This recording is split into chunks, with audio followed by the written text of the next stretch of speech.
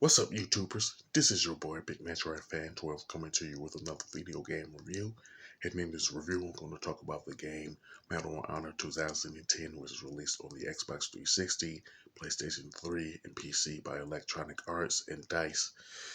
This game takes place during the Afghanistan War and is inspired by real-life events, which is centered around the Tier 1 operations. In the game, you play as Rapid, who is a new U.S. Navy SEALs, and the main protagonist of the game, Deuce, who is a Delta Force sniper, Dante Adams, who is a U.S. Army Ranger, and Brad Hawkins as an Apache gunner.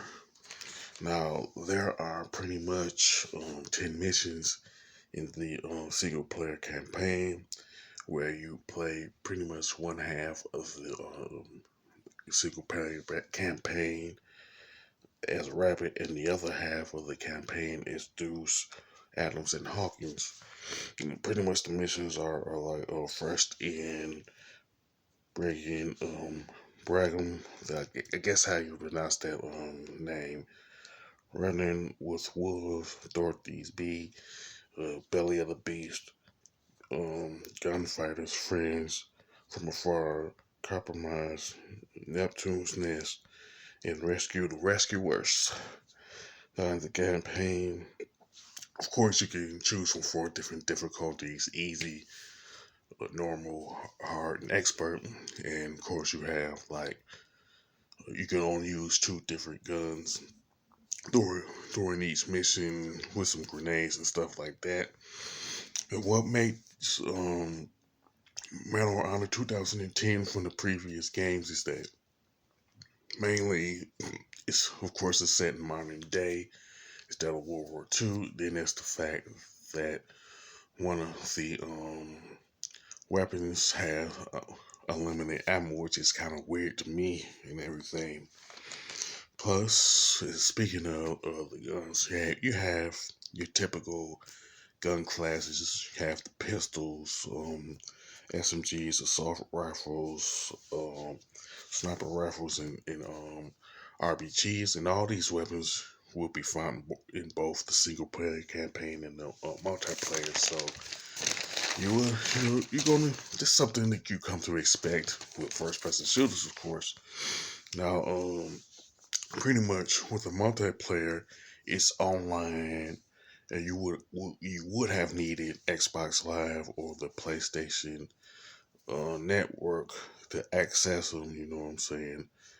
But you can't use them now because the PSN and the Xbox Live are being used on the current gen PlayStation and Xbox consoles, i.e., PlayStation 1, PlayStation Series, and the PlayStation 4 and 5 and stuff. So, as far as playing um, online with this game, you're stuck out of luck as far as the 360 and PlayStation 3 and stuff, of course. Now, with the multiplayer, you can play as a rifleman, special ops, or sniper. Of course, with the sniper, you use like different assault rifles and light machine guns. With and it is rifleman is considered pretty much the jack of all trades when you're talking about being on the battlefield. And with the sniper, of course, you use sniper rifles and stuff like that. If you're really good, you can pop people from long distances without even dying and stuff like that. But for close quarter battles, you use handguns and stuff like that. With the special ops class, it's more close quarters combat, and you take out pretty much different vehicles and stuff like that, like shotguns, carbines, and rocket launchers. Now, with each class, you start off as a level 1 recruit, but like once you level up, you pretty much become a level 15 warfighter in the multiplayer and stuff like that. And you can also unlock like different weapons, scopes, pretty much any other accessory that you can use for like each weapon and stuff like that and everything. And pretty now I don't know if I could pretty much doubt that any of the weapons in multiplayer are has unlimited ammo like it is with the single player campaign, but I expect for it to have any the weapons with unlimited ammo in the multiplayer wouldn't make sense, you know. Now, as far as the graphics and design, they're good with some decent color palettes, but I wouldn't necessarily call them like really impressive and everything.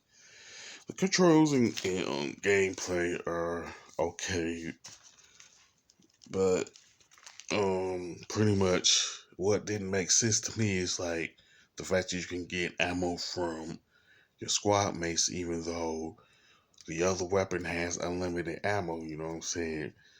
I'm thinking like most people would have relied on that one weapon that has the unlimited ammo, so getting ammo for your squad mates really wouldn't make sense anyway, you know what I'm saying? I don't know why EA went that route. They should have stuck to the tried and true formula of just pretty much picking up ammo wherever you found it for the weapon that you got, you know.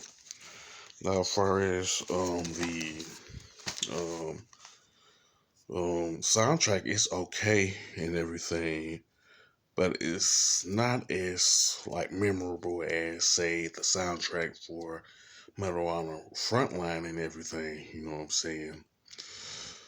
Now, from an overall perspective, Medal of Honor 2010 is a okay game, but let's face it, it's not the best Medal of Honor game in the franchise. You know what I'm saying?